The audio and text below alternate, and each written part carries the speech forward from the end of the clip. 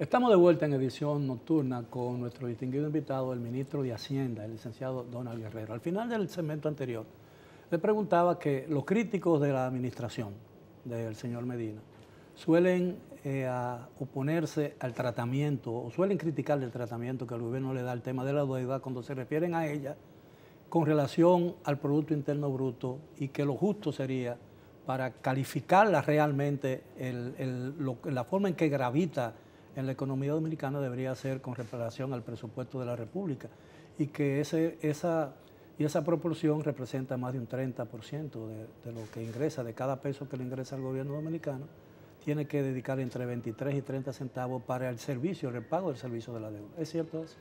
Bueno, primero, desde el punto de vista conceptual, nosotros miramos ambos parámetros, pero así también lo mide cualquier otro país. Nosotros tenemos que medir la relación deuda-producto, porque es un parámetro que consistentemente, no solamente los países del área, a nivel mundial, todos los países miden su carga de deuda con relación al producto, a su capacidad de producir bienes y servicios. Y es un parámetro aceptado internacionalmente y mundialmente como un parámetro válido para poder medir la presión de deuda sobre la economía. En adición a eso, sí también miramos la presión de la deuda sobre el presupuesto y sobre los ingresos del presupuesto.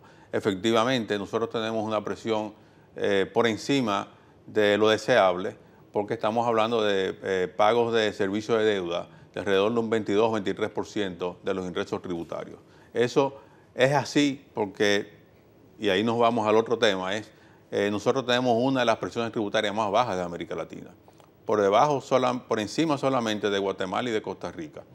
Los demás países tienen promedio de presión tributaria de un 23%, promedio en América Latina. Nosotros estamos alrededor del 15, 15.1, 14.9, en ese rango. Ese es el resultado de elevación, ¿no? Ese es el resultado de elevación. Y de la informalidad de la economía. Sí, es el resultado de varias cosas, de la evasión, de la informalidad de la economía y de lo que se llama gasto tributario, que son los incentivos que el gobierno otorga a algunas actividades económicas importantes para su desarrollo, en adición a exenciones que se otorgan para favorecer sectores específicos, como el caso, por ejemplo, del no pago de ITEVI o de impuestos en las medicinas, en la educación, etc. Entonces, eso es una realidad que nos distancia del objetivo, eso más la evasión, del objetivo de presión tributaria que deberíamos aspirar como economía, que deberíamos estar en alrededor del 20, 21% versus el 23%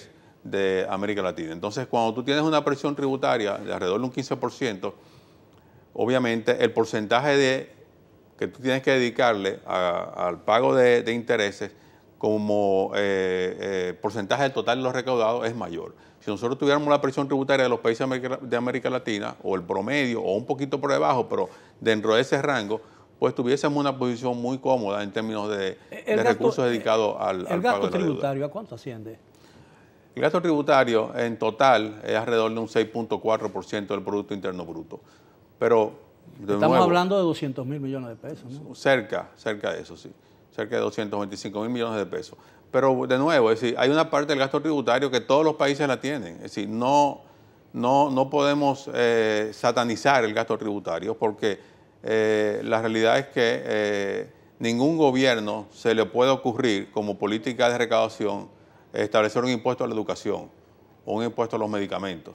Esas son cosas que para fines, digamos, estadísticos se calculan, pero que no es un objetivo de política gravar esas actividades. Pero nadie critica ese aspecto, sí, del gasto tributario, sino los incentivos y las exenciones que se otorgan a muchas empresas por años, cuando se supone que muchas de esas exenciones o facilidades, como lo llaman algunos, deberían ser por un tiempo, hasta que pueda establecerse en el negocio, ¿no? Pero hay incentivos ahí que tienen 30 años y 35 años. Sí, bueno, eso es parte de lo que habrá que ver en el momento en que vayamos a un pacto fiscal o reforma fiscal.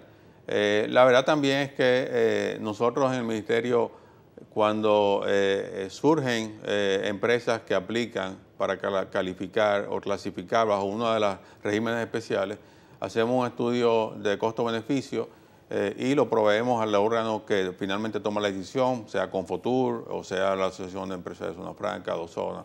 El foro, ¿no? Donde finalmente se lleva esto. Lo que nosotros tenemos que ver es que sí, son temas para discutir en una mesa, pero también la economía dominicana crece de la forma no solamente dinámica como lo ha estado haciendo, sino con una diversificación envidiable. Nosotros no estamos una economía dependiente de un solo sector, sino que tenemos una economía bien diversificada gracias al aporte que hace en Zona Franca, que este año lleva el crecimiento de un 11%, turismo, que sabemos lo que significa para la economía dominicana. Mira, Zona Franca, turismo, remesas, inversión extranjera directa, este año, y relacionándolo también con el tema de las obligaciones de pago, producto de la deuda, este año estamos estimando que van a proveer alrededor de 30.000 millones de dólares a la economía. El año pasado fueron 26.000 millones de dólares. Este año estamos proyectando 30.000 millones de dólares. Entonces, es una economía con un dinamismo que nos da a nosotros la confianza de saber que el sacrificio que ha tenido que hacer el gobierno, que es real, en términos de disponer recursos masivos para atender deudas sociales de muchos años, como el caso de la educación y la salud. Nosotros estamos viniendo de 1.8 de inversión promedio en educación ante el presidente Medina en los previos 15 años a un 4%. Estamos pasando de 1.4 de inversión en salud a 1.9 como porcentaje del PIB. Y en adición a eso, como tú sabes, el gobierno ha hecho esfuerzos importantes en aumentar los recursos destinados a pago de salarios militares y policías, a pago de mejoras salariales al sector, al Poder Judicial, que siempre necesita más recursos, pero en estos años hemos pasado de unos 6.500 millones de pesos al año en presupuesto a un poco más de 14.000 millones de pesos al año. Hay un elemento, un fenómeno que ha estado aumentando la deuda del país, que es el déficit fiscal, ¿no? ¿A cuánto cerrará el país? ¿Cuál será el déficit al final del ejercicio fiscal? Bueno, el déficit explica la deuda. Sí, claro. El déficit explica la deuda. Es decir, la deuda existe porque tenemos un déficit. Un déficit, claro. El déficit este año está estimado en el presupuesto en 2.2% del Entonces, PIB. la deuda crecerá en ese porcentaje. La deuda crece en ese porcentaje, en el porcentaje del déficit, sí. ¿Cuánto de cada dólar que paga el país para redimir o el pago de su deuda, honrar su deuda, cuánto está pagando de intereses y cuánto está de amortización de capital? Bueno, los vencimientos de capital se van distribuyendo en el tiempo. Por ejemplo, este año nosotros tenemos de pago de intereses y de amortización de capital. Los intereses son 2.200 millones, el capital es cerca de 1.400 millones. Ahora, nosotros pagamos capital y para no ser una economía exportadora de capital, que no podemos serlo ni debemos serlo, ¿no? Como por eso toman pequeño, prestado. Entonces, digamos, retomamos la parte del capital que amortizamos. ¿Y en qué porcentaje crece la deuda entonces? En el 2.2% del PIB este año. Por el déficit. Por el déficit. Es decir, no por los compromisos internacionales. Bueno, son compromisos internacionales porque la deuda en dólares es un compromiso internacional. No, me refiero que la deuda crece por el déficit, ¿no? La deuda crece por el déficit. Es decir, si nosotros como país, Miguel, hubiésemos tomado la decisión de seguir la política económica de otros gobiernos, por ejemplo, que no le otorgaban al sector educación un 2%, alrededor de un 2%, y al sector salud lo manteníamos en 1.4%, nosotros no estuviésemos tomando nada de préstamo, porque estuviéramos generando un superávit primario y un superávit presupuestario. La realidad es que si tú tomas el 2.2 de déficit de este año y tú le restas el 2.2 al 4% del PIB que estamos asignando a educación, no estamos en el 1.8, que era lo que se invertía hasta el año 2004 en educación. Lo que ha habido es una responsabilidad de este gobierno de asumir la necesidad de invertir en educación para crear capital humano que nos permita a nosotros seguir creciendo en el tiempo y ser un mejor país a lo largo de algunas de los las años. críticas que se le formulan al gobierno con relación al uso de ese 4% está centrado en que el gobierno privilegia la construcción de planteles. Pero es una crítica un poco, digamos, vacía, porque realmente el plan de educación implica una primera etapa de construcción de planteles porque faltaban aulas para los niños que van y que están acudiendo y que en un momento se pensó que era una cantidad y luego hemos tenido que construir más aulas porque el modelo del sector público invita a que algunos niños que estaban en escuelas privadas pequeñas, ¿no?, que no tienen las facilidades, que tienen un plantel de los que se están construyendo, porque hayan querido emigrar a la escuela pública. Pero es un proceso. Si nosotros en educación estamos viendo primero una inversión masiva en la construcción de aulas, cada vez son más los niños que acuden a los nuevos planteles que inaugura el presidente semanalmente. Pero en adición a eso, Miguel, la inversión que se está haciendo en formación de maestros este año supera 3.500 millones de pesos en formación y capacitación de personal docente. Y paralelamente con eso se está en proceso, ya en marcha, de promover la capacitación de 20.000 futuros maestros con altos estándares de formación que nos permitan a nosotros, a la vuelta de 4 o 5 años, tener disponible 20.000 nuevos docentes formados para un nuevo modelo de educación. Realmente, hacia lo que estamos caminando a la vuelta de 12, 15 años, cuando esa generación de niños que hoy están en estancias infantiles, ya hay más de 140.000 niños en estancias infantiles, los niños que luego de estancias infantiles van a formación en tanda extendida, sean profesionales, es que vamos a tener otro dominicano.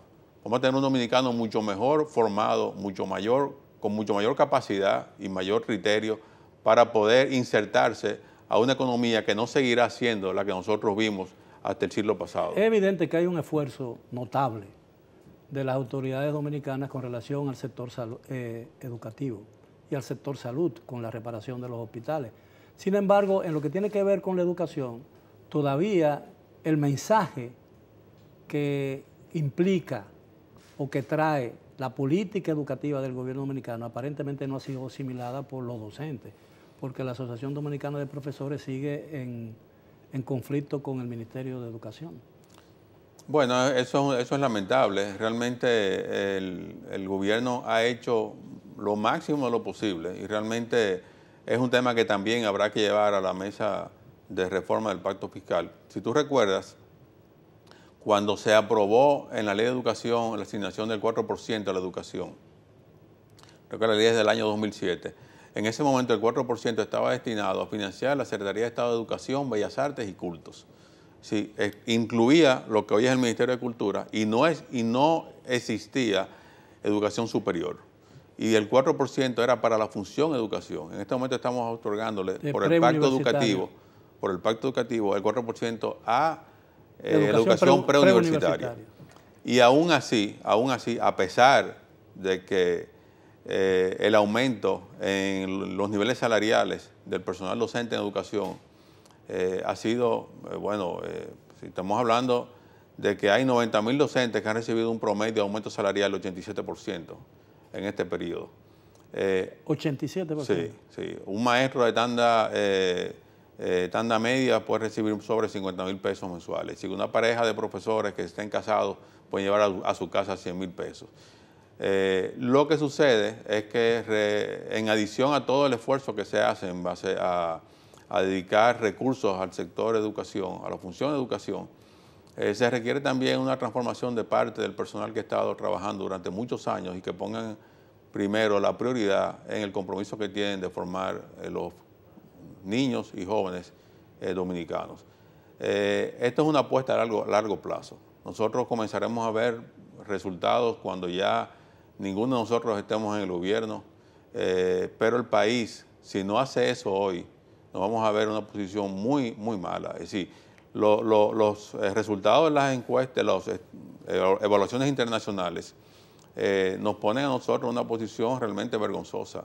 Y no hacer lo que está haciendo el presidente Danilo Medina con el sector de educación hubiese sido un acto de absoluta irresponsabilidad. ¿Qué porcentaje, a la cual él no se presta? ¿Qué porcentaje de la población estudiantil preuniversitaria ha emigrado del sector privado al sector público? ¿No se tiene estadística? No, yo no tengo ese dato. Probablemente el ministro Navarro lo tenga, yo no tengo ese dato. Pero sí sabemos que, sobre todo, y es algo que es lamentable, pero los colegios privados digamos, con menor capacidad, ¿no?, de invertir en plantel y en maestros, pues tienen un reto fuerte para retener la población estudiantil, porque la oferta, como te decía, y que es visible, ¿no?, del Ministerio de Educación a través de las escuelas públicas, pues es una oferta envidiable, ¿no? Y este año ya, en los próximos meses, se comenzará con la asignación de tecnología, computadoras a los estudiantes, y el Estado seguirá invirtiendo no solamente en construcción de aulas, que todavía nos faltan construir, sino también en tecnología y en formación de maestros. Entonces, a la vuelta del 10, 12 años, los resultados de lo que se está sembrando hoy comenzarán a verse.